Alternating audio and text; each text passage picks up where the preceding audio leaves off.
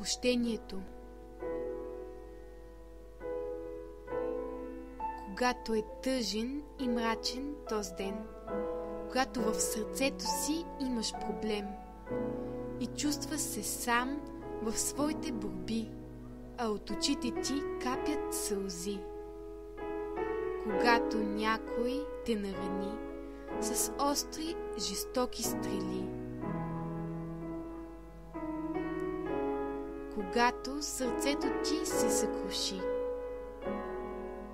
Какво да направиш? Прости. Какво означава да простиш?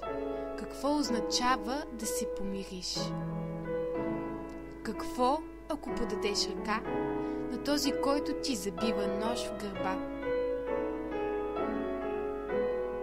Прощението раните изцелява, лошите спомени заличава, омразата тежка за миг разрушава. Прости, без да очакваш извинение на този, който не заслужава прощение. Прости, защото бил си простен. Прощението това е подарък съкровен. Христос на кръст за теб умря, на себе си пое твоята вина. Но въпреки, че Той болезнено умираше, Той прости на този, който го убиваше. Господи, прости им, те ме нараняват, но не осъзнават какво правят. Каква любов е това, да даде живота си за врага? Исус прости на теб и на мен. Все още ли имаш тежък проблем? Не, ние дори не заслужаваме. Ние продължаваме да го нараняваме. Всеки ден, всеки час Той продължава да прощава на нас. Безкрайна, необятна любов е това.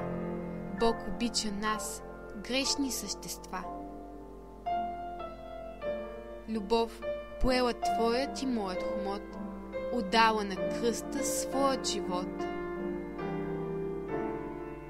Нека тази жертва никога не забравяме, но един на друг да си прощаваме. Толкова лесно и просто прощение води човекът към избавление. Защото ако вие простите на човеците съгрешенията им, Той, небесният ви Отец, ще прости на вас. Блажен онзи, чието престъпление е простено, чието грях е покрит. Защото Бог толкова възлюби света, че даде своя единороден син, за да не погине никой, който вярва в Него, но да има вечен живот.